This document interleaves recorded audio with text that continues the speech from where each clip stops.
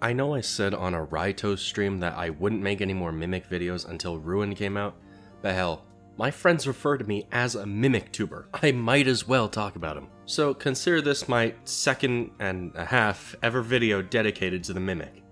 Last time I talked about what the Mimic was, what the current theories were, and alternative beliefs that were being passed around at the time. Later on, I would also talk about the Blob and how I think it's related to the Mimic, which is where that 0.5, that half, came from. But since then, a lot has changed, including the reveal of a Help Wanted 2, which begs further, what is going on? Well, allow me to explain a bit more. Here I have 3 what I would call micro-mimic theories, that are all a part of what I want to call the Master Mimic Theory. The Master Mimic Theory is essentially just everything that is not yet confirmed about the Mimic, but is theorized on, such as the Mimic having seen the missing children's incident, or the Mimic being Burntrap. However, I do want to say that at this point, even if the last epilogue comes out and the Mimic is revealed to not be Burntrap, I do want to say I have come to really like this character regardless of them being book only or not. Like, guys, I don't know how else to say it, but I think the Mimic is cool. If anything, it not being Burntrap and having its own unique identity might help people actually start to like this guy as a separate character. But anyways, for this video, I am still operating under the belief that the Mimic will eventually become Burntrap by the time of Security Breach. So let's get into Theory 1. Theory 1 is all about those strange hidden rooms in Security Breach, the Help Wanted rooms. In various locations in Security Breach, you can find rooms that are either hidden away or protected by a lock that will then be shown to be rooms from the FNAF VR game Help Wanted. These rooms don't serve a purpose, and their existence has remained a complete and total puzzle. That is, until now. We have rooms from Help Wanted, a place which we know is a game and universe, and we have a character whose whole thing is, well, mimicking. I am of the belief that the Mimic had a hand in making these rooms. But first, let me explain. Mimic 1 is the program that makes Mimic, Mimic. Essentially, it's the brain. As we currently believe, Glitchtrap is a manifestation of Mimic 1, after being scanned into the game courtesy of Fazbear Entertainment. What they didn't know though was that Mimic 1 had either already seen William Afton, or that it was learning from the games themselves. Mimic 1 ends up leaving Help Wanted attached to a young woman named Vanessa, and turning her into a thrall for the Mimic. However, Mimic 1 never forgot Help Wanted, and if it really is supposed to mimic what it sees, then mimicking these various rooms from Help Wanted makes a lot of sense, especially when you consider that Mimic 1 is also inside all of the Glamrocks and potentially the staff bots. And this, in my opinion, is where Help Wanted 2 comes into the picture. We know for a fact that Help Wanted 2 will include sister location content.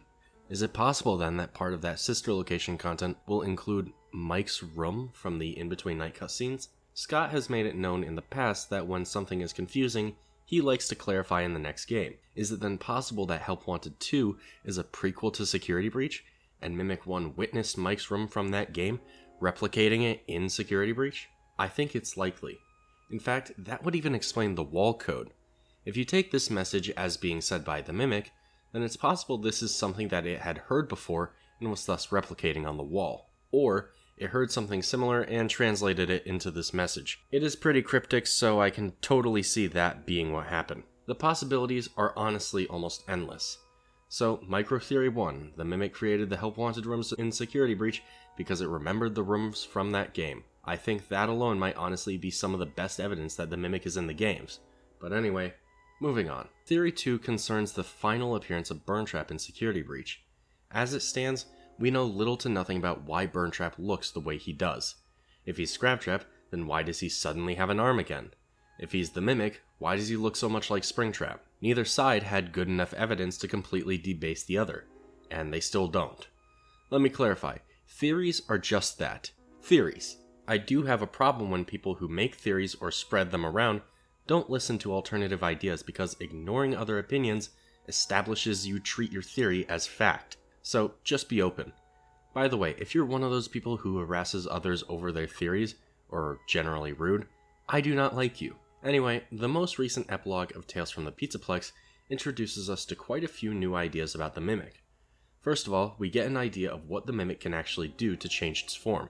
becoming an odd spider shape with a leg for a proboscis jutting from its mouth. Presumably, it first uses this form in order to squeeze into a vent after it's trapped and locked in a room, although it maintains this form when it stalks Lucia and Kelly, our two remaining teenagers. Second, Kelly finds something specific in this chapter that doesn't go explained, and probably won't, at least until the next chapter. When the girls decide to hide from the Mimic using animatronic suits, the first one Kelly grabs and then quickly drops when she realizes what it is a Springlock suit, specifically a Jester costume. It seems likely that this introduction of Springlocks being present in this area is meant to set us up for the Spring Bonnie costume also being down there, which we know is a Springlock costume. It's even possible that it's not the costume from William's body, but a completely different one. I've said in a previous theory by now that multiple Spring Bonnie costumes have been present in the story before. The third thing that has a lot of people excited is the ending. When the Mimic finds Kelly in a suit, he rips open the back and climbs inside, crushing her inside of it. He wears the suit and wanders off, leading some people to believe that this is how the Mimic obtains the corpse we see on Burntrap. To which I have to say, I actually don't buy that completely. First of all, it would be really weird for the corpse attached to Burntrap to not be William Afton, given how much the two seem to be linked. I mean, presumably Mimic 1 took the form of Glitchtrap and made Vanny make a rabbit suit because on some level it wants to be William Afton, which in my opinion means it would probably want to find and wear William's corpse, not some teenager. Second, we never see the Mimic take off the dog costume, so we don't know what they actually currently look like. We don't know if the Mimic has actually fused with Kelly's corpse, or if Kelly is simply smushed against the insides of the costume. So here's my opinion. I don't think the Mimic is going to be wearing Kelly's skin when it becomes Burntrap. Instead, I do think it'll find William. Something specific I didn't mention is that Kelly and Lucia have been looking for a way out by finding concrete that seems weak and filled with cracks, trying to shovel their way out with endoskeleton arms. Since we know most likely that William's body is still down there, I imagine in the next and final epilogue, it's going to be Lucia who uncovers William's body on accident. This will then prompt Mimic to do what it did to Kelly and climb inside. Maybe Lucia could even use it as a bargaining chip of some kind. I imagine if the Mimic had to choose between killing Lucia and completing its transformation into William Afton, it would choose to become William Afton. This might be a bit out there, but in my opinion, it's the exact type of ending that I think would thrill readers. And who knows, maybe that even means Lucia could escape alive. My third theory involves Ruin, which is right around the corner. I'll be blunt, I have no idea if we're going to actually see the Mimic in Ruin. There's no hints towards it so far, save for this bunny thing at the end, but I think that may actually be Mimic 1. And this is where my theory regarding Ruin comes in. Ruin, I imagine, much like Security Breach, will probably have multiple endings. So here's what I'm thinking.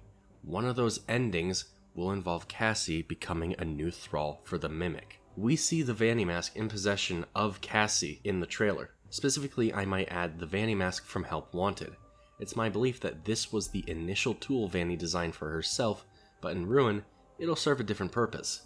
After all, Vanny's mask in Security Breach is wildly different, and seems silken instead of wood or plastic, like the Help Wanted mask. Instead of it being used to disguise, however, I think it'll be used as a tool to create new thralls.